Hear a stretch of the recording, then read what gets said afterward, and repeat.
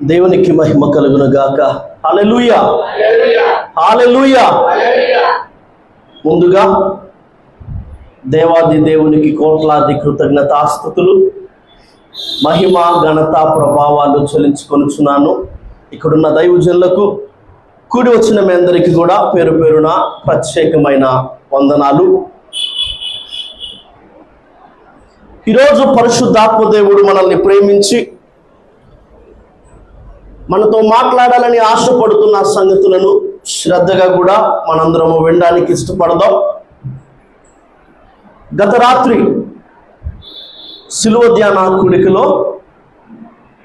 చెప్పబడిన రీతిగా మనము మాట్లాడుకున్న రీతిగానే సంఘక్షేమాభివృద్ధి అనే ఒక శీర్షికలో మొదటి భాగాన్ని మనము నిన్నటి రోజున ధ్యానం చేశాం. అయితే రెండవ భాగాన్ని ఈ రాత్రి విజ్ఞాపన కూడికలో పరిశుద్ధాత్మ దేవుని సహాయముతో మనందరము కూడా ఈ రాత్రి ఏం చేద్దాం? ధ్యానం చేద్దాం. నిన్నటి దినాన సంఘక్షేమాభివృద్ధి అనే శీర్షికలో మొదటి భాగంలో మనం ధ్యానించిన సంగతి ఏంటయ్యా అంటే, సంఘము క్షేమాభివృద్ధిని పొందడానికి సముష్టిగా సంఘము కలిగి ఉండాల్సిన, కనపరచవలసిన గుణ లక్షణాలు, విషయాలు ఏంటి?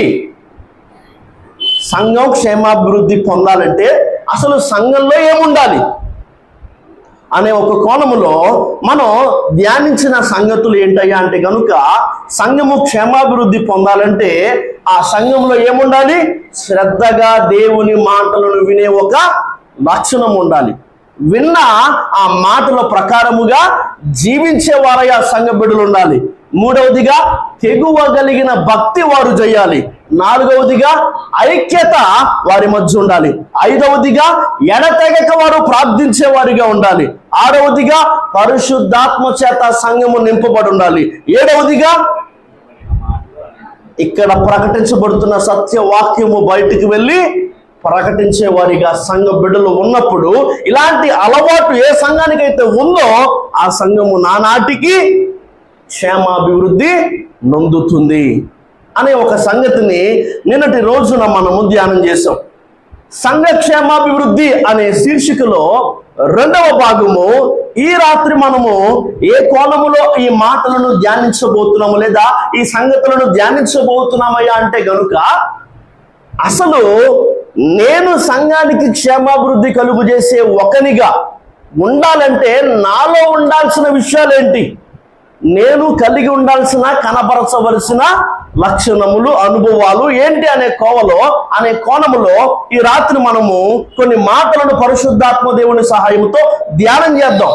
నిన్నేమో సంఘానికి ఉండాల్సిన అనుభవాలు, లక్షణాలు, ఈ రాత్రేమో వ్యక్తిగతముగా మనము కలిగి ఉండాల్సిన, కనపరచవలసిన విషయాలు, లక్షణాలు, అనుభవాలను గురించి మనందరము కూడా ధ్యానం చేద్దాం. సంఘమునకు క్షేమాభివృద్ధి కలుగు చేయు ఒకడు ఎవరు? చూద్దాం ఒకసారి. నెహెమ్యా గ్రంథము 2వ అధ్యాయము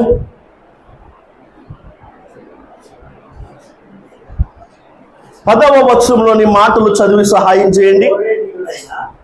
హోరోనీయుడైన సన్బల్లటును, అమోనీయుడైన టోబియా అను దాసుడును ఇశ్రాయేలీలకు క్షేమము కలుగజేయు ఒకడు వచ్చెనని విని బహుగా దుఃఖపడిరి. గొప్ప దేవుడా, మీకు కోట్లాదిగా వందనాలు. కన్న తండ్రి, మీకు కోటి కోటి కృతజ్ఞతాస్తుతులు. ఈ రీతిగా అయా మహాదేవునిగా, మా స్తుతుల సింహాసనాసీనునిగా, మా ఆరాధనకు అర్హునిగా మా మధ్యకు మీరు దిగి వచ్చినందుకై, మీ సన్నిధి మాతో ఉంచినందుకై, ఇంతవరకు కూడా జరిగిన అయా తండ్రి ప్రతి పని ద్వారముగా, పాటల ద్వారముగా, అయా తండ్రి ప్రార్థన ద్వారముగా మీరు మహిమను పొందినందుకై మీకు స్తోత్రాలు. ఈ సమయంలో సంఘమంతా కూడా, మేమందరము కూడా మీరు మాతో ఏమి మాట్లాడాలని ఉద్దేశించి ఉన్నారో వినాలని ఆశగా ఎదురు చూస్తూ ఉండగా, వెర్రి వారిని, మంటి వారిని, బలహీనలను మరుగుపరచి అయా తండ్రి మీ వశములో మీ ఆధీన స్వాధీనాలను ఉంచుకొని మీ బోరగా మోగించమని, మీ నోరుగా మాట్లాడించమని, నన్ను మరుగుపరచి మీరే మా అందరితో ఈ రాత్రి మాట్లాడి మహిమను పొందమని, నా ప్రాణాత్మ దేహములతో మీకు లొంగిపోతూ నా ప్రవర్తన అంతటి మీ అధికారానికి ఒప్పుకుంటూ యేసయ్య నామములో ఈ ప్రార్థన ఆలకించమని అడిగి బ్రతిమలాడి వేడుకొనుచున్నాను పరమ తండ్రి, ఆమేన్. హోరోనీయుడైన సన్బల్లటును, అమ్మోనీయుడైన టోబియా అను దాసుడును ఇశ్రాయేలులకు క్షేమము కలుగజేయు ఒకడు వచ్చెనని విని బహుగా దుఃఖపడిరి. సన్బల్లటు, టోబియా అనే వీళ్ళు తెలుగులో దాసులు లేదా దాసుడు అనే ఒక మాట రాయబడిన, ఇంగ్లీష్లో హైయర్ అఫీషియల్స్ అన్న ఒక మాట అక్కడ ఆ పదము ఉపయోగించబడినట్టుగా మనం చూస్తున్నాం. వీళ్ళు గవర్నర్స్. వీళ్ళు ఎవరంట? గవర్నర్స్. వీళ్ళు ఒక హోదాలో ఉన్నవాళ్ళు. వీళ్ళు కొన్ని ప్రాంతాల మీద అధికారాన్ని, అజమాయిషిని చలామణి చేస్తున్న వాళ్ళు. అయితే వీళ్ళకి ఒకడు కొరకరాని కొయ్యేయడంట. వీళ్ళని ఒక వ్యక్తి కలవరపరుస్తాడంట. వీళ్ళ బాధకి ఒక వ్యక్తి కారణమయ్యాడంట. ఆ వ్యక్తి ఒక హైయర్ అఫీషియల్ కాదు. ఆ వ్యక్తి ఆ రాజ్యంలో ఉన్నతమైన స్థానంలో ఉన్నవాడేం కాదు. ఆ వ్యక్తి రాజుకు గిన్నె అందించేవాడు. ఆ వ్యక్తి ఎవరంట? వీళ్ళేమో గవర్నర్స్. కొన్ని ప్రాంతాల మీద వీరికి పట్టుంది. వీళ్ళ కింద చాలా మంది పనిచేస్తున్నారు. కానీ వీళ్ళను ఒక వ్యక్తి కలవరపరుస్తున్నాడంట. ఆ వ్యక్తి పేరే ఎవరంట? నెహెమ్యా. ఈ వ్యక్తి ఒక ఉన్నతమైన స్థాయిలో ఉన్నవాడేం కాదు. ఈ వ్యక్తి రాజుకు గిన్నె అందించేవాడు. ఆ రోజుల్లో ఎవరైనా కానీ కుట్రబన్ని రాజును చంపను ఉద్దేశించి తినే ఆహారంలో కానీ త్రాగే వాటిల్లో కానీ విషాన్ని కలిపితే రాజు ప్రాణాలు పోతాయి. కాబట్టి వీళ్ళని రాజుకు సెక్యూరిటీ కోసం పెట్టుకునేవాళ్ళు. రాజు ఏదైనా తినాలన్నా, రాజు ఏదైనా తాగాలన్నా ముందు వీళ్ళు తినేవాళ్ళు, ముందు వీళ్ళు తాగేవాళ్ళు. అది బాగానే ఉంటే, వీళ్ళు బ్రతికే ఉంటే ఆ తర్వాత రాజు తాగేవాడు, ఆ తర్వాత రాజు తినేవాడు. అర్థమవుతుందా? ఒక కప్ బేరర్, రాజుకు గిన్నె అందించేవాడు. ఆ ప్రాంత పోడువాడు కాదు, ఇతడు చెరగొనిపోబడిన వారిలో ఒకడు. కానీ ఈ గవర్నర్స్ కి, కానీ ఆ రాజ్యంలో ఉన్నత స్థానంలో ఉన్న వీళ్ళిరువురికి కూడా బాధను కలిగించడానికి, వీళ్ళిరువురిని కూడా కలవర పెట్టడానికి ఈ వ్యక్తి కారణమయ్యాడంట. దానికి కారణం ఏంటయ్యా అని మనం చూస్తే కనుక ఈ వ్యక్తి ఏం చేస్తాడంటే, ఈ వ్యక్తి ఇశ్రాయేలు క్షేమాన్ని కోరుతున్నాడంట.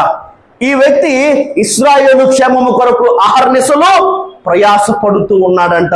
యెరూషలేము ప్రాకారాలు పడిపోయాయి, ఇశ్రాయేలు పరిస్థితి ఏమీ బాగాలేదు అని దీన్ని చూసి ఆనందపడుతున్నా, సంబరపడుతున్నా వీళ్ళకి ఈ వ్యక్తి ఎందుకు బాధను కలిగించేవాడయ్యాడంటే గనక, పాడైపోయిన ఆ ప్రాకారాలు మళ్ళీ తిరిగి కట్టబడ్డానికి, ఆ యెరూషలేము పట్టణం మళ్ళీ బాగవడానికి ఈ వ్యక్తి అహర్నిశలు ప్రయాసపడుతూ ఉన్నాడంట.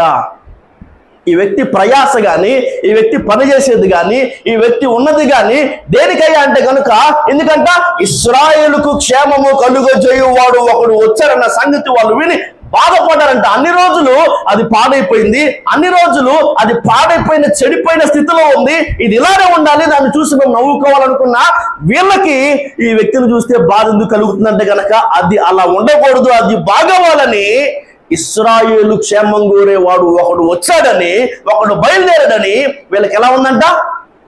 బాధగా ఉందంట, వీళ్ళకి దుఃఖంగా ఉందంట. అసలు ఇశ్రాయేలుకు క్షేమము కలుగజేయు ఒకనిగా ఈ నెహెమ్యా ఎలా మారాడు? ఆత్మ సంబంధముగా. నా మాటలు మీకు అర్థమవుతున్నాయా? సంఘమునకు క్షేమాభివృద్ధి కలుగజేయు ఒకనిగా నువ్వెలా మారాలి? నిన్నేమో ఒక దినం ముందే ప్రసంగాన్ని విని అంతవరకు 120 మందిగా ఉన్న సంఘము అప్పుడు ఎలా మారిపోయిందంటే, ఒక రోజుతో 3120కి ఏ రీతిగా సంఖ్య చేరిందో, సంఘము ఆ రీతిగా ఎలాగ క్షేమాభివృద్ధి పొందిందో, మనము ఆదిమ సంఘములో వారు కలిగి ఉన్న కొన్ని విషయాల నుంచి మనము మన సొంత జీవితానికి లేదా మన సంఘానికి ఆ విషయాలు ఆపాదించుకొని సంఘము క్షేమాభివృద్ధి పొందాలంటే సంఘములో ఏముండాలని ధ్యానం చేసాం. అయితే ఈ రాత్రి మనము ఇశ్రాయేలుకు క్షేమము కలుగజేయు ఒకడు అని నెహెమ్యా గురించి చెప్పబడ్డానికి, అసలు నెహెమ్యాలో అతడు కలిగి ఉన్న గుణ లక్షణాలు ఏంటి, అతనిలో ఉన్న అనుభవాలు ఏంటి అని మనము ధ్యానించి వాటిని ఆత్మ సంబంధముగా, వ్యక్తిగతముగా మనకి మనం ఆపాదించుకొని చూడగలిగితే మనము సంఘమునకు క్షేమము కలుగజేయు ఒకనిగా ఉంటాము. అర్థమవుతుందా? అసలు నెహెమ్యా ఎలాగా ఇశ్రాయేలుకు క్షేమము కలుగజేయు ఒకడు అని పిలువబడ్డాడు? అసలు ఏముంది నెహెమ్యాలో? చూద్దాం కొన్ని మాటలు. ప్రతి ఒక్కరు కూడా పరిశుద్ధ గ్రంథాలు తెరచి చూసినట్లయితే నెహెమ్యా గ్రంథం మొదటి అధ్యాయము, నెహెమ్యా గ్రంథం మొదటి అధ్యాయము 4వ వచనంలోని మాటలు చూద్దాం. ఈ మాటలు వినినప్పుడు నేను కూర్చుండి ఏడ్చి కొన్ని దినములు దుఃఖముతో ఉపవాసం ఉండి ఆకాశమందలి దేవుని ఎదుట విజ్ఞాపన చేసి తిని. నెహెమ్యా వేరే దేశంలో ఉన్నాడు. నెహెమ్యా ఒక రాజు దగ్గర పనిచేస్తున్నాడు. మనోడిని, మన బంధువుని చూసి వెళ్దాం, పలకరించి వెళ్దాం అన్న ఒక ఆలోచనతో, ఒక ఉద్దేశంతో ఆ దేశం నుంచి, ఆ సొంత ఊరు నుంచి కొందరు వ్యక్తులు నెహెమ్యా దగ్గరికి వచ్చి నెహెమ్యా బాగోగులు కనుక్కుందామని, నెహెమ్యా బాగున్నాడో లేదో తెలుసుకుందామని, పలకరించి వెళ్దాం, ఒకసారి చూసి వెళ్దామని అనుకొని నెహెమ్యా దగ్గరికి వచ్చి కొందరు కలిశారంట. వాళ్ళని నెహెమ్యా అడిగాడంట, ఒరే అందరూ ఎలా ఉన్నారా, మన ఊరు ఎలా ఉంది, మనోళ్ళు ఎలా ఉన్నారని. అప్పుడు వాళ్ళు తమ బాధను, తమ గొడుగును చెప్పుకున్నారంట. అన్న పరిస్థితి ఏం బాగలేదన్నా, మనోళ్ళు ఎన్నో శ్రమలు పడుతున్నారు, మన ప్రాకారాలు ఏమయ్యి కూల్చబడ్డాయి, మన పట్టణపు గుమ్మాలు కాల్చబడ్డాయి, అసలు పరిస్థితి ఏం బాగలేదన్నా అని చెప్పారంట. అప్పుడు ఉన్న పాటున ఏ ప్రాంతంలో అయితే ఉన్నాడో నెహెమ్యా అక్కడికక్కడే కూలబడిపోయాడంట. అర్థమవుతుంది. సాధారణంగా అసలు మనం చేసే ఒక పని ఏంటి? ఇలాంటి ఒక వార్త మనం విన్నప్పుడు సాధారణంగా మనం చేసే ఒక పని ఏంటి అంటే, అరే రే అలా అయిందా, ఇప్పుడు ఎలా ఉండేదిరా, ఎలా అయిపోయిందిరా. లేదు, కాస్త ఆవేశంతో, కాస్త కోపంతో ఊగిపోయే వాళ్ళైతే నిజంగా ఈ మధ్య వాళ్ళు చాలా బాగా ఎక్కువ చేస్తున్నారా, మన టైం రాగానే వాళ్ళకి చూపిద్దాం. ఏదో కొన్ని మాటలు మాట్లాడుకొని కాసేపు కోపాన్ని వెళ్ళగక్కి విన్నదాన్ని వదిలేసి వెళ్ళిపోయే వాళ్ళు చాలా మంది. కానీ ఎప్పుడైతే మన ఊరు బాలేదు, ఎప్పుడైతే మన పితరులు సమాధులున్న ఆ పట్టణం బాలేదు, అది పాడైపోయింది, ప్రాకారాలు పడదోయపడ్డాయి, గుమ్మాలు కాల్చబడ్డాయన్న సంగతి నెహెమ్యా విన్నాడు. అక్కడికక్కడే కూలబడిపోయాడంట. కొన్ని రోజులు అన్నపానములు మానేశాడంట, ఉపవాసములంట, ప్రార్థనలోనే కొన్ని రోజులు సమయాన్ని గడిపాడంట. సంఘమునకు క్షేమాభివృద్ధి కలుగు చేయు ఒకనిగా మనం ఎప్పుడు మారుతామంటే, ఇశ్రాయేలుకు క్షేమము కలుగు చేయు ఒకనిగా నెహెమ్యా ఎందుకు పిలువబడ్డాడంటే, ఈ నెహెమ్యా భారము కలిగిన వాడు. మొదటి విషయం ఏంటంట, ఈ నెహెమ్యాకి ఏముంది? అయితే అయింది కానీరా, మన పరిస్థితి బాగానే ఉందిగా. రోజు రాజేం తింటున్నాడు, నేను అదే తింటున్నా, రాజేం తాగుతున్నాడు, నేను అదే తాగుతున్నా, ఈ ప్యాలెస్ లో సకల భోగాలు అనిపించుకుంటూ నేను బాగానే ఉన్నాను కదరా, ఆ లేవైపోతే నాకేంటి అన్న ఒక స్థితిలో, అన్న ఒక అనుభవంలో నెహెమ్యా లేడంట.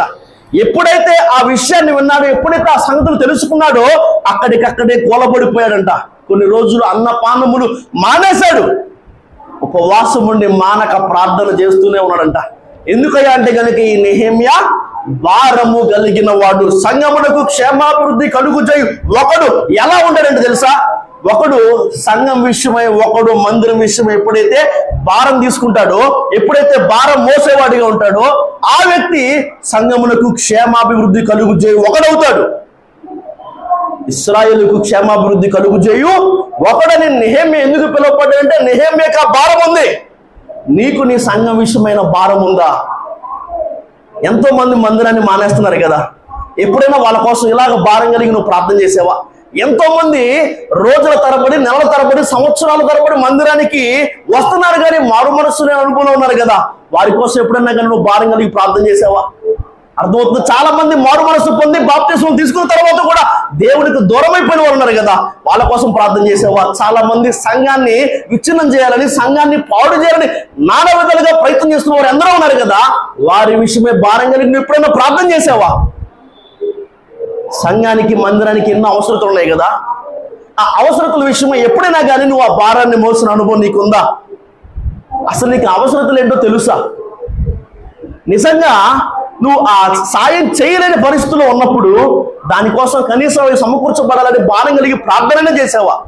అసలు సంఘానికి, మందిరానికి ఏం అవసరమో నీకు తెలుసా? ఆ అవసరత తీర్చబడ్డానికి నువ్వు ఎప్పుడైనా కానీ ఆ భారాన్ని మోసావా? ఆ భారం నువ్వు మోయలేని పరిస్థితిలో ఉన్నప్పుడు దానికోసం భారం కలిగి కనీసం ప్రార్థన ఎప్పుడైనా చేసావా? అర్థమవుతున్నమాట.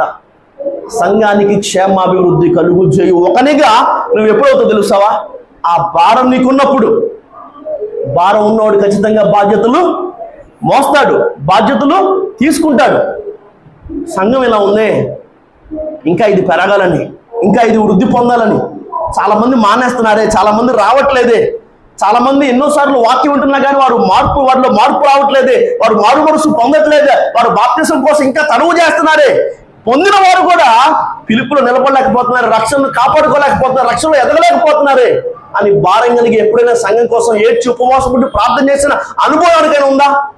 అలాంటి అనుభవం ఎవరికైతే ఉండిద్దో వాళ్ళు సంఘమునకు క్షేమాభివృద్ధి కలుగు చేయువారు. మొదటి విషయం మనకేముండాలి? భారం ఉండాలి. అంటనట్టుగా పట్టి పట్టనట్టుగా ఏదో వచ్చే వెళ్ళిపోయాం, ఏదో నా పని చూసుకున్న అయిపోయింది, నా ప్రార్థనలు అయిపోయాయి, నాకు ఇంక సరిపోయింది అన్నట్టుగా ఎవరెవరైతే ఉంటారో వారి వలన సంఘమునకు క్షేమాభివృద్ధి కలగదు. కానీ ఎవరైతే భారం కలిగి ఉంటారో వారు సంఘమునకు క్షేమాభివృద్ధి కలుగుచే వారిగా ఉంటారు. రెండవ సంగతి, ఇశ్రాయేలులకు క్షేమాభివృద్ధి కలుగుచే ఒకడు అని నెహెమ్యా గురించి చెప్పబడ్డానికి గల కారణం ఏంటి అంటే చూద్దాం ఒకసారి. అదే నెహెమ్యా గ్రంథం మొదటి అధ్యాయము 6వ వచనంలోని మాటలు చూద్దాం ఒకసారి.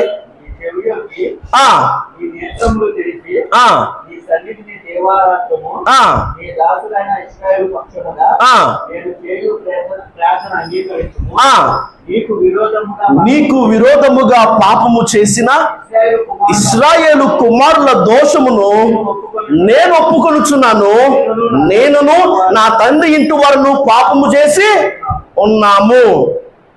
నెహెమ్యా మాట్లాడుతున్న ఒక మాట ఏందయ్యా అంటే, నీకు విరోధముగా పాపము చేసిన ఇశ్రాయేలు కుమారుల దోషము నేను ఒప్పుకుంటున్నాను, నేనును నా తండ్రి ఇంటి వారును పాపము చేసి ఉన్నాము.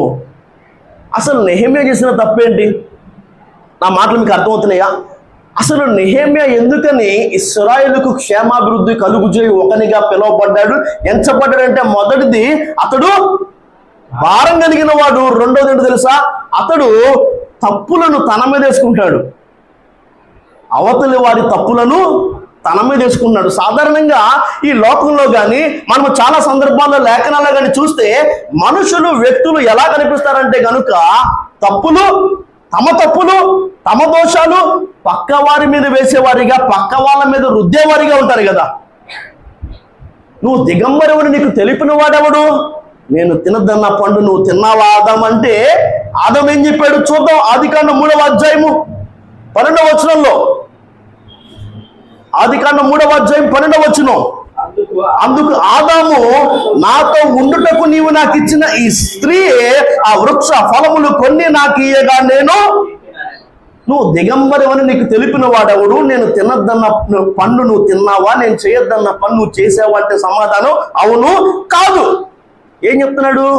అయ్యా, నువ్వు నాకు ఇచ్చిన స్త్రీ తినమంటేనే నేను, తప్పు నాది కాదు, ఈ స్త్రీది. ఈ స్త్రీని నువ్వే నాకు ఇచ్చావు. అర్థమవుతుందా? తప్పులు దోషాలు పక్క వారి మీద రుద్దే ప్రయత్నం చేస్తున్నాడు. ఇదే మాటను అవను అడిగితే అవ చెబుతుంది, సర్పము తినమంటే నేను తిన్నాను అని సర్పం మీద నింద వేస్తుంది. ఇలా లేఖనాల్లో మనం చూస్తూ వెళితే నిర్గమాకాండం 32వ అధ్యాయంలో కూడా ఇలాంటి ఒక సందర్భం మనకి కనిపిస్తుంది. నిర్గమాకాండం 32వ అధ్యాయము 21 నుంచి కొన్ని మాటలు చూద్దాం. అప్పుడు మోషే, నీవు ఈ ప్రజల మీదకి గొప్ప పాపము రప్పించినట్లు వారు నిన్ను ఏమి చేసిడని అహరోనును అడుగగా, అహరోను, నా ఏలినవాడా, నీ కోపము మండనీయకుము, నీ ప్రజలు దుర్మార్గులను మాట నీ వెరుగుదువు, వారు మాకు ముందు నడుచుటకు ఒక దేవతను చేయము, ఐగుప్తులో నుండి మమ్మను రప్పించిన వాడు ఈ మోషే ఏమాయనో మాకు తెలియదనిరి. అందుకు నేను ఎవరి యొద్ద బంగారం ఉన్నదో వారు దాన్ని ఊడదీసి తిండని చెప్పి తిని, నేను దానిని అగ్నిలో వేయగా ఈ దూడ. మోషే కొండ మీదకి వెళ్ళి చాలా రోజులు అయిపోతుంది. మోషే ఉన్నాడో లేదో మాకు తెలియదు, మాకు ఇప్పుడు ఏం కావాలి? అర్జెంటుగా మా ముందు నడుచున్నట్టి దేవుడు మాకు కావాలి అని అహరోన్ దగ్గరికి వచ్చి ఇశ్రాయేలు సర్వ సమాజం అడిగిందంట. అప్పుడు అహరోన్ ఏం చెప్పాలి?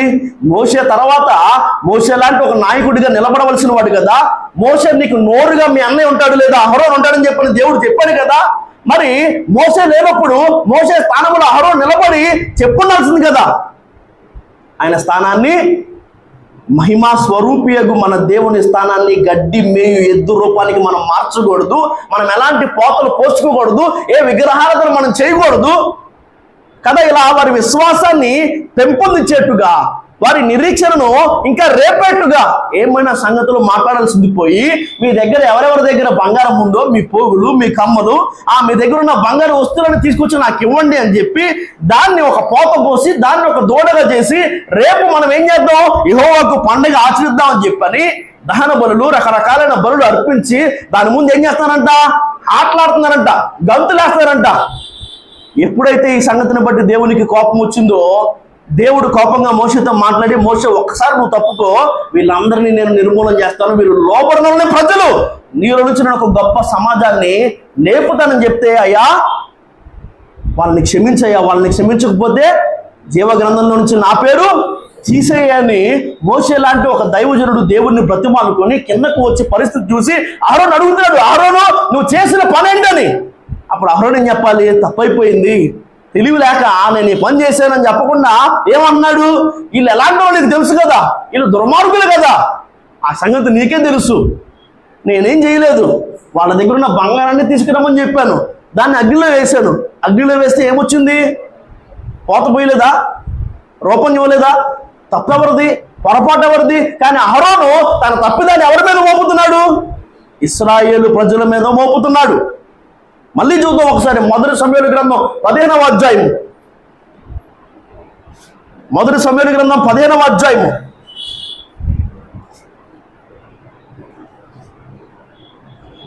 13 నుంచి కొన్ని మాటలు చూద్దాం. తరువాత అతడు సౌలు వద్దకు రాగా, సౌలు యెహోవా వలన నీకు ఆశీర్వాదము కలుగును గాక, యెహోవా ఆజ్ఞను నేను నెరవేర్చితిని అని చెప్పాడంట.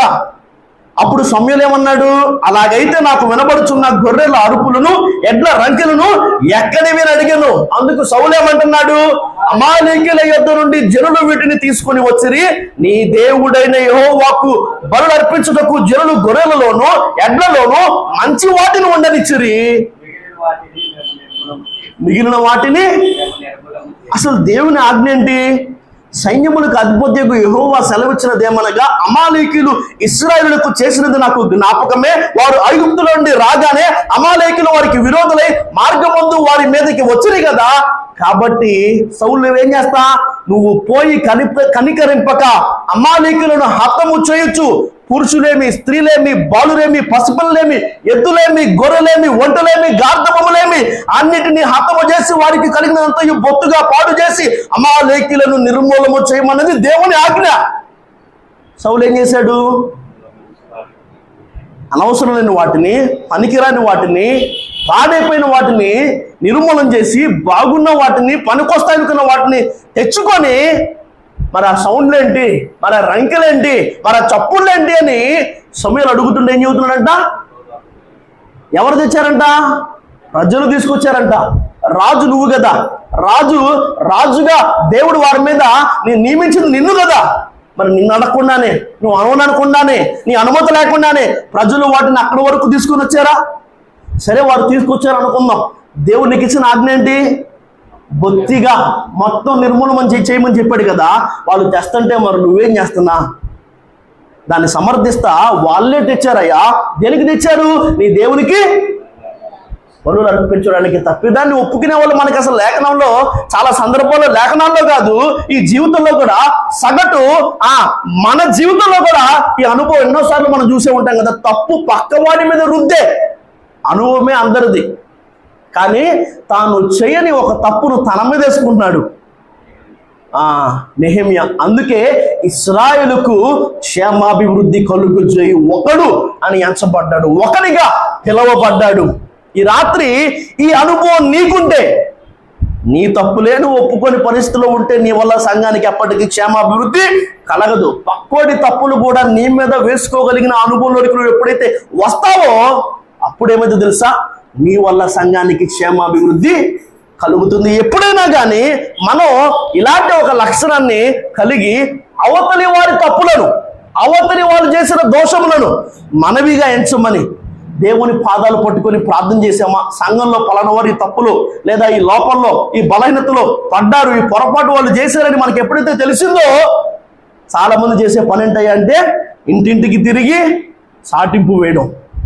చక్కగా వాట్సాప్ల్లో ఫోనుల్లో దీని గురించి చక్కగా మాటలు పెట్టుకోవడం.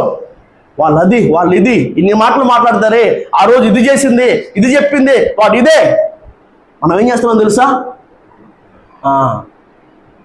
చాలా రోజుల ముందు మొదట ఏదైనా ఒక వర్తమానం మనం విన్నాం. ఏంటంటే అది మొదట ఏది? వేలెత్తి చూపించడమా? వ్యక్తిగత విమర్శ. అంటే మనల్ని మనం విమర్శించుకోవడమే మొదట కదా, దాన్ని వదిలేస్తున్నాము. మనం ఏం చేస్తున్నాం అంటే కనుక పక్క వాళ్ళని విమర్శిస్తూనే ఏదైనా ఒక తప్పు, ఏదైనా ఒక బలహీనత వారిలో కనిపించినప్పుడు మనం ఏం చేస్తున్నాం తెలుసా? వాళ్ళ గురించి ఇంటింటికి తిరిగి చెడుగా చెప్పుకుంటూ ఉన్నాము. ఐక్యత లేకుండా మనమే ప్రవర్తిస్తున్నామన్న మాట మనకు అర్థం కావాలి. ఒకానొక సందర్భంలో ఒక స్త్రీ అబీగయీలు, చూద్దాం ఒకసారి ఆ మాట కూడా చూసి మనం ముందుకెళ్దాం. అదే మొదటి సమూయేలు గ్రంథం 25వ అధ్యాయం, అదే మొదటి సమూయేలు గ్రంథం 25వ అధ్యాయం 23వ వచనంలోని మాటలు.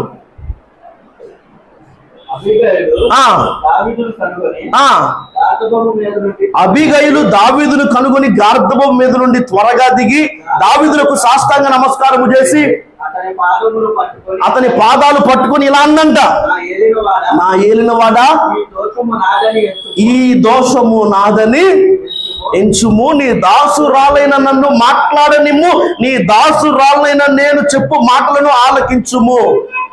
తప్పు చేసింది ఎవరు? తన భర్త కదా, నాబాలు కదా.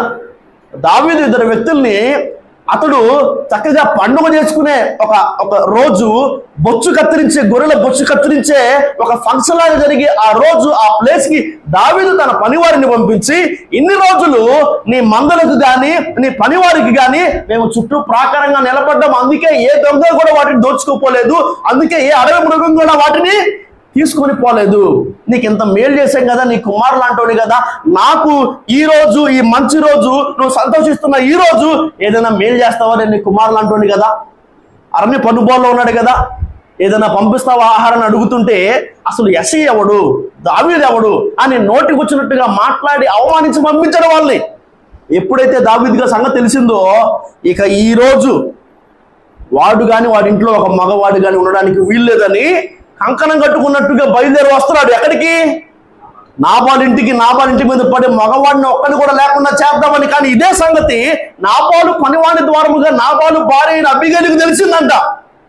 తెలిసిన ఈ స్త్రీ సుబుద్ధి కలిగింది, ఆ వ్యూహం కలిగింది, గాడిద గంత కట్టుకొని దావీదు ఏమడిగాడు వాటన్నిటికంటే డబల్ అన్ని గాడిద మీద వేసుకొని వచ్చి దావీదుని ఎదుర్కొని, దావీదు కనపడంగానే నేల మట్టుకు సాగిలపడి సాష్టాంగపడి కాళ్ళు పట్టుకొని చెప్తుందంట, ఈ దోషము నాదని. తప్పు చేసిందేమో భర్త, కానీ తప్పు నాదని ఎంచుకొని తన మీద వేసుకుంటుంది. అది సంఘానికి క్షేమాభివృద్ధి కలుగుజేయు ఒక లక్షణం. అంటే అది ఇశ్రాయేలుకు క్షేమాభివృద్ధి కలుగుజేయు ఒకనిగా ఈ నెహెమ్యా ఎందుకు ఎంచబడ్డాడు అంటే కనుక అవతలి వారి తప్పులను తన మీద వేసుకుంటున్నాడు. మన ప్రభువైన యేసుక్రీస్తు వారు చూపిన మాదిరి అది కదా. ఆయన తన పాపాల కోసమా మరణించింది, ఆయన తన పాపాల కోసమా సిలువలోకి ఆయన ఎక్కింది. అవతలి వారి పాపాలు ఆయన ఏం చేశాడంట? తన మీద వేసుకున్నాడు, తన భుజాలపై మోసాడు. ఇది ఆయన మనకు చూపిన ఒక మాదిరి. సంఘానికి నీ వలన క్షేమాభివృద్ధి ఎప్పుడు కలిగిద్దాయా అంటే కనుక, ఒకడు ఒక తప్పు, ఒకడు ఒక పొరపాటు చేసినప్పుడు, ఒకడు ఒక బలహీనతలో ఉన్నట్టు నీ చెవిన పడినప్పుడు నువ్వు దాన్ని చాటింపేసినప్పుడు కాదు, ఆ తప్పు నీదిగా ఎంచి నువ్వు కూడా ఆ తప్పు చేసినట్టుగా భావించి దేవుని పాదాల దగ్గర కూర్చొని క్షమించమని, వాడిని లేదా ఆమెను ఆ బలహీనత నుంచి విడిపించమని నువ్వు ప్రార్థన చేయగలిగినప్పుడు, అలాంటి ఒక అనుభవం నీలో ఉన్నప్పుడు సంఘానికి క్షేమాభివృద్ధి కలుగుజేయు ఒకనిగా నువ్వు ఉంటావు, నువ్వు ఎంచబడతావు. మొదటిది భారం కలిగి ఉన్నప్పుడు సంఘం విషయమై, రెండవది తప్పులు నీ మీద వేసుకోగలిగినప్పుడు, మూడవదిగా నెహెమ్యా గ్రంథం 2వ అధ్యాయము 3వ వచనం, నేను మిగుల భయపడి రాజు చిరంజీవి అగుగాక, నా పితరుల సమాధులుండు పట్టణము పాడైపోయి దాని గుమ్మములను అగ్ని చేత కాల్చబడి ఉండగా నాకు దుఃఖము లేకపోవునా అని రాజుతో అంటే. ఏమైంది? ప్రతిరోజు కూడా చిరునవ్వుతో గిన్నె అందించాల్సిన నువ్వు ఈ రోజు ఏంటి నీ ముఖం విచారంగా పెట్టుకున్నావంటే మొదట భయపడ్డాడంట. భయపడి ఏదేదో చెప్పే ప్రయత్నం చేయలేదు, కానీ ఉన్న వాస్తవాన్ని చెప్పాడంట. ఏమని? నా పితరుల సమాధులున్నా ఆ పట్టణము పాడైపోతే, ఆ పట్టణ ప్రాకారాలు కూల్చబడితే, దాని గుమ్మాలు కాల్చబడితే నేను సంతోషంగా ఎలా ఉండగలిగేది అని చెప్పాడంట. నీ సంఘాన్ని గురించి, నీ దేవుని గురించి బయట సాక్ష్యం ఇచ్చే ఒక అనుభవం నీకు ఎప్పుడైనా ఉందా? తనందు తన రాజ్యంలో కాదు, తనందు తన దేశంలో కాదు, తనందు తన సొంత ఊరిలో కాదు, ఎక్కడో పరాయి దేశానికి చెరగొనిపోబడిన వాడు, అక్కడ కూడా అసలు రాజుకు గిన్నెందించేవాడు దుఃఖముఖిగా ఉంటే ఉద్యోగం పోవడం కాదు, ప్రాణాలు కూడా పోతాయి. కానీ అలాంటి ఒక సందర్భంలో నీ ముఖం వెంట ఇలా వికారంగా ఉంది అని రాజు అడిగితే భయపడినా కానీ ఉన్న వాస్తవాన్ని చెప్పాడంట. నా పితరుల సమాధులు, నా పట్టణం బాగాలేదు, పాడైపోయింది, నా వారు శ్రమ పాలయ్యారు. అలాంటప్పుడు నేను ఎలా సంతోషంగా ఉంటానని చెప్పగలిగినట్టుగానే నాకు సిగ్గయ్యా, నాకు మొహమాటమయ్యా, నాకు పెద్దగా మాట్లాడడం చేత కాదయ్యా అని సాకులు చెప్పుకుంటూనే ఉన్నా. నువ్వు ఎప్పుడైనా నీ దేవుని గురించి, నీ దేవుడు ఈ సంఘంలో తన ప్రజల విషయంలో జరిగించిన భీకర కార్యాల గురించి ఎప్పుడైనా బయట సాక్ష్యం ఇవ్వగలిగావా? ఆ సాక్ష్యాలు ఎప్పుడైనా బయట వారితో పంచుకోగలిగావా? నిన్న సంఘము సమృద్ధిగా కలిగి ఉండవలసిన ఆ లక్షణాల్లో, ఒక విషయాల్లో కూడా మనం ఆఖరిదిగా ఏం చూసాము? ఇక్కడ విన్న దేవుని సత్యవాక్యాన్ని బయట ప్రకటించే ఒక అనుభవం మనకు ఉండాలని చూసాం. దానితో పాటుగా సాక్ష్యం ఇచ్చే అనుభవం కూడా నీకు ఉండాలి. వ్యక్తిగతంగా నీ సాక్ష్యం, సంఘంలో దేవుడు జరిగిస్తున్న కార్యముల ద్వారముగా ఎక్కడ ప్రకటించబడుతున్న ఆయన నామ మహిమార్థమైన సాక్ష్యం నీ ద్వారంగా బయటికి వెళ్ళాలి, చెప్పాలి. దేవుడు ఆ కార్యాన్ని వారి జీవితంలో జరిగించాడు, దేవుడు ఈ పలానా కార్యాన్ని నా జీవితంలో నా విషయమే జరిగించాడు అని ఆయన మంచితనాన్ని గురించి, ఆయన మహిమను గురించి, ఆయన శక్తిని గురించి, ఆయన బలాన్ని గురించి బయట మాట్లాడగలిగిన అనుభవం ఎప్పుడైతే నీకు వస్తుందో అప్పుడు నీ వల్ల సంఘానికి క్షేమాభివృద్ధి కలుగుతుంది. భారం కలిగి ఉండాలి, తప్పులను మీదేసుకోగలగాలి. 3, బయట సాక్ష్యం చెప్పగలగాలి. 4వ సంగతి చూద్దామా? అదే నెహెమ్యా గ్రంథం 2వ అధ్యాయం 7-8 వచనాలు.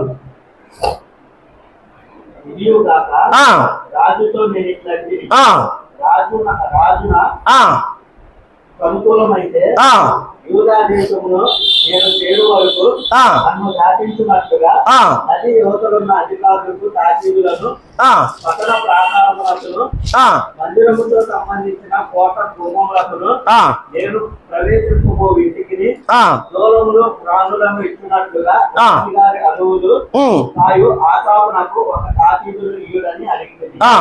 అలాగూ నాకు తోడుగా ఉండి నాకు ప్రభు చూపుతున్న నా దేవుని కరుణ హస్తము కొలిచి రాజు నా మనల్ని ఆలోచించి. అక్కడ మనం చూసిన మాటలో మనకేం కనిపిస్తుంది అంటే కనుక పాడైన దాన్ని కట్టే బాధ్యతను ఎవరు తీసుకుంటున్నారు? నెహెమ్యా తీసుకుంటున్నారు. అసలు పాడైంది నీ వల్ల కాదు, కానీ పాడైపోయిన దాన్ని బాగు చేసే ఆ బాధ్యత ఎవరు తీసుకున్నారు? నెహెమ్యా తీసుకున్నాడు. అందుకే ఇశ్రాయేలుకు క్షేమాభివృద్ధి కలుగు చేయి ఒకడని ఎంచబడ్డాడు, పిలువబడ్డాడు. అసలు పాడైంది నీ వల్ల కాదు కదా, మరి నువ్వెందుకు బాగు చేయాలంటే అదే 2వ అధ్యాయం 17వ వచనం, అదే 2వ అధ్యాయము 17వ వచనం.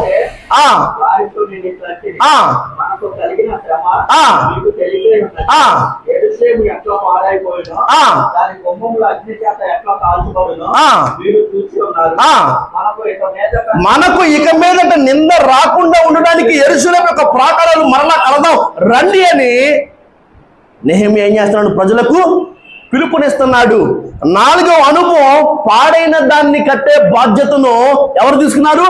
నెహెమ్యా తీసుకున్నాడు. అసలు పాడైంది నెహెమ్యా వల్ల కాదు, పాడైంది నీ వల్ల కాదు, కానీ ఆ పాడైన ఆ ప్రదేశాన్ని బాగు చేసే బాధ్యతను ఎప్పుడైతే తీసుకుంటావో అప్పుడు నువ్వు సంఘానికి క్షేమాభివృద్ధి కలుగు చేయ ఒకనిగా మారతావు, ఎంచబడతావు. వాళ్ళు మందిరం మానేస్తుంది నీ వల్ల కాదు, కానీ ఆ బాధ్యత నువ్వు తీసుకుని వెళ్ళి వాళ్ళతో మాట్లాడినప్పుడు, నా మాట మీకు అర్థమవుతుందా? ఈ గొడవ రేగింది నీ వల్ల కాదు, కానీ నువ్వు మధ్యలోకి వచ్చి వారిని నువ్వు సమాధాన పరచగలిగినప్పుడు, అసలు పాడైంది ఈ పరిస్థితి ఇలాగ అయిపోయింది నీ వల్ల కాదు, కానీ బాధ్యత తీసుకుని మధ్యలోకి వచ్చి దాన్ని బాగు చేసే ప్రయత్నం ఎప్పుడైతే నువ్వు చేస్తావో, ఎప్పుడైతే అలాంటి అనుభవంలో నువ్వు ఉంటావో నీ వల్ల సంఘానికి క్షేమాభివృద్ధి కలిగిద్ది. మనకి సంబంధం లేదుగా, నేను కాదుగా అంది, నేను లేనుగా ఆ రోజు, నాకేమైంది వాళ్ళు వస్తే రాకపోతే అన్న అనుభవంలో నువ్వు ఎప్పుడున్నా కానీ నీ వల్ల సంఘానికి క్షేమాభివృద్ధి కలగదు. ఆ జరిగిన నష్టం నీ వల్ల జరగకపోయినా కానీ, ఆ పాడైంది నిన్ను బట్టి పాడకపోయినా కానీ, ఆ బాధ్యత తీసుకుని దాన్ని బాగు చేసే ప్రయత్నం ఎప్పుడైతే చేస్తావో, అప్పుడు అలాంటి అనుభవం నీకున్నప్పుడు నువ్వు సంఘమునకు క్షేమాభివృద్ధి కలుగు చేయు ఒకడని ఎంచబడతావు. ఆ తరువాత చూద్దాం 5వ అనుభవం. త్వరగా నా మాటలు ముగిస్తున్నానికి సమయాన్ని బట్టి. అదే నెహెమ్యా గ్రంథం 5వ అధ్యాయము 9-10 వచనాలు. మరియు ఇంతవరకు మనం భారం కలిగిన వాడని, తప్పును తన మీద వేసుకున్న అనుభవం ఉన్నవాడని, బయట సాక్ష్యం చెప్తున్నాడని, 4వదిగా పాడైన వాటిని కట్టే బాధ్యతను తీసుకున్నాడని, ఇప్పుడు 5వదిగా అక్కడ రాయబడిన మాటలు సమయం లేదు కాబట్టి నేనే చెప్పే ప్రయత్నం చేస్తాను. చూడండి, లాస్ట్గా అక్కడ మనకు కనిపించే ఒక మాట, ఆ అప్పు పుచ్చుకొనకుందుము అనే మాట నెహెమ్యా మాట్లాడుతున్నాడు. అయ్యా, మేము ఇలాగ అప్పులు పాలైపోయాం. క్షామం వల్ల కావచ్చు, రాజుకు చెల్లించాల్సిన పన్నును బట్టి కావచ్చు, మా ఆస్తిని కానీ, మా మందల్ని కానీ, మా బిడ్డల్ని కానీ మేము కుదువు పెట్టాం, అప్పు పెట్టాం, వాటిని తీర్చలేకపోతున్నాం, అప్పులు పాలైపోయాం అన్నప్పుడు నెహెమ్యా ఏం చేస్తున్నాడంటే కనుక అందరినీ పిలిచి నెహెమ్యా చెప్తున్న ఒక మాట, వాళ్ళు మనలాంటి వాళ్ళే కదా, వాళ్ళు మన సహోదరులే కదా, వాళ్ళకి ఎందుకు మన వల్ల ఈ బాధ? నేను ఇచ్చాను, నేనేం చేస్తాను? చదువు 10లో ఆఖరి మాట, నేను కూడా నా బంధువులు కూడా నా దాసులు కూడా అలాగురనే వారికి సొమ్మును ధాన్యమును అప్పుగా ఇచ్చి ఆ అప్పు పుచ్చుకొనకుందుము. సంఘంలో ఎప్పుడైతే పేదలైన వారు ఉన్నారో వాళ్ళను కనికరించగలిగిన ఒక అనుభవం నీలోనికి వచ్చిద్దో అప్పుడు నువ్వు సంఘానికి క్షేమాభివృద్ధి కలుగు చేయి ఒకడవుతావు. ఇశ్రాయేలుకు క్షేమాభివృద్ధి కలుగు చేయి ఒకనిగా నెహెమ్యా ఎందుకు పిలువబడ్డాడు అర్థమవుతుందా? ఆ సమాజంలోని తన తోటి వారి బాధను, కష్టాన్ని అర్థం చేసుకోగలుగుతున్నాడు కదా. నువ్వు కూడా సంఘంలో నువ్వు చేయగలిగిన సాయం ఏదైనా కానీ దాన్ని చేయగలిగినప్పుడు బీదలను కనికరించేవాడు యెహోవాకు అప్పిచ్చేవాడు కదా. మరి సంఘంలో అవసరతలో ఉన్నవారు ఎందరో నీ కంటికి కనపడుతున్నారు కదా. ఏ రోజైనా కానీ వాళ్ళకి సహాయం చేయగలిగావా? ఏ రోజైనా కానీ వారి కష్టాల్లో పక్కన నిలబడగలిగావా? వారి కన్నులు తొడగలిగావా? సరే, మొత్తం నేను చేయలేను కానీ నీకోసం నేను ఇది చేస్తాను, నేను ఈ పరిస్థితిలో ఏం చేయలేకపోయినా కానీ నీకోసం నేను ప్రార్థన చేస్తాను. ఇలాంటి ఒక అనుభవం ఎప్పుడైనా నీలోకి వచ్చిందా? ఇలా ఎప్పుడైనా కానీ నువ్వు ఉన్నావా?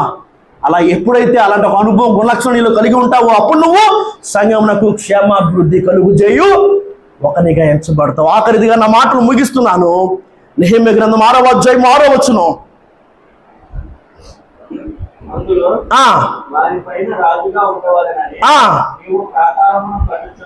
చాలు, ఇంత కష్టపడి ఈ అన్ని లక్షణాలు నెహెమ్యా కనబరిస్తే ఆఖరికి నెహెమ్యా ఏమన్నా తెలుసా? నువ్వు ఇదంతా చేస్తుంది వాళ్ళ మీద రాజుగా ఉండడానికే కదా, నీ ప్లాన్ ఏంటో మాకు తెలుసు, ఏ ఉపయోగం లేకుండా ఏ లాభం చూసుకోకుండా నువ్వు ఇదంతా చేస్తున్నావు అంటే ఎవరు నమ్ముతారు అన్నట్టుగా మాట్లాడితే ఆ కింద 8-9 వచనాలు రాయబడిన మాటలు ఇంటికి వెళ్ళిన తర్వాత చదువుకోండి. కానీ అక్కడ ఏం మాట్లాడుతుంటే కనుక అతను వాటన్నిటిని నిర్లక్ష్యపడుతున్నాడంట. వచ్చిన నిందను అతను ఏం చేశాడంట? వదిలేశాడంట, దాన్ని పట్టించుకోకుండా. ఆఖరిదిగా 6వదిగా నీ వల్ల సంఘానికి క్షేమాభివృద్ధి ఎప్పుడు కలిగిద్దాయి అంటే కనుక నువ్వు నిందలను పట్టించుకోవడం ఎప్పుడైతే మానేస్తావో, ఇది అపవాది పని అని ఎరిగి ఎప్పుడైతే నీ భుజం దులుపుకొని నీ పని నువ్వు చేసుకుంటూ పోతావో, ఒక నింద వచ్చింది కాబట్టి ఇక మీదట నీ మందిరానికి రాను, ఒక నింద వచ్చింది కాబట్టి ఇక మీదట నేను ఈ పని చేయను, ఒక నింద వచ్చింది కాబట్టి ఇవాళ నుంచి ఈ బాధ్యత నేను తీసుకోను అన్న అనుభవం ఎవరిలో ఉండిద్దో వాళ్ళ వల్ల సంఘానికి క్షేమాభివృద్ధి కలగదు. నింద నెహెమ్యా మీద కూడా వచ్చిందంట. ఇదంతా నువ్వు రాజవాళ్ళని చేస్తున్నావు కదా. ఏం చేశారంట? దులుపుకొని తన పని తానే చేసుకున్నాడంట. నిందలు వస్తాయి, అది అపవాది స్ట్రాటజీ, అది అపవాది పని. ప్రతి నిందను కూడా దులిపేసుకొని నీ పని నువ్వు చేసుకుంటా ముందుకు వెళ్ళగలిగినప్పుడే నీ వలన సంఘానికి క్షేమాభివృద్ధి కలుగుతుంది. సంఘ క్షేమాభివృద్ధి అనే శీర్షికలో నిన్న మనం ధ్యానించిన సంగతి, సంఘములో ఉండాల్సిన విషయాలేంటి సంఘం క్షేమాభివృద్ధి పొందాలంటే. ఈ రాత్రి మనం ధ్యానించిన ఒక సంగతి, వ్యక్తిగతముగా నీలో ఏ అనుభవం ఉంటే, నీలో ఏ లక్షణాలు ఉంటే సంఘమునకు క్షేమాభివృద్ధి కలుగు చేయ ఒకనిగా నీవు ఎంచబడతావు. మొదటి అనుభవం ఏంటి? భారాన్ని మోసే అనుభవం నీకున్నప్పుడు. రెండవ అనుభవం, తప్పులను నీ మీద వేసుకోగలిగినప్పుడు. మూడవ అనుభవం బయట సంఘాన్ని గురించి దేవుని గురించి సాక్ష్యము చెప్పగలుగుతున్నప్పుడు. నాలుగవ అనుభవము పాడైన వాటిని కట్టే బాధ్యత నువ్వు తీసుకున్నప్పుడు. ఐదవ అనుభవము బేదలను, సంఘములోని బేదలను కనికరించగలిగిన ఆ మనస్సు, ఆ ప్రేమ నీకున్నప్పుడు. ఆఖరిదిగా ఆరవదిగా నిందల్ని పట్టించుకోకుండా దేవుడికి అప్పగించిన పని చేస్తూ ముందుకు వెళుతున్నప్పుడు. దేవుడి మాటలు దీవించును గాక. ఆమేన్.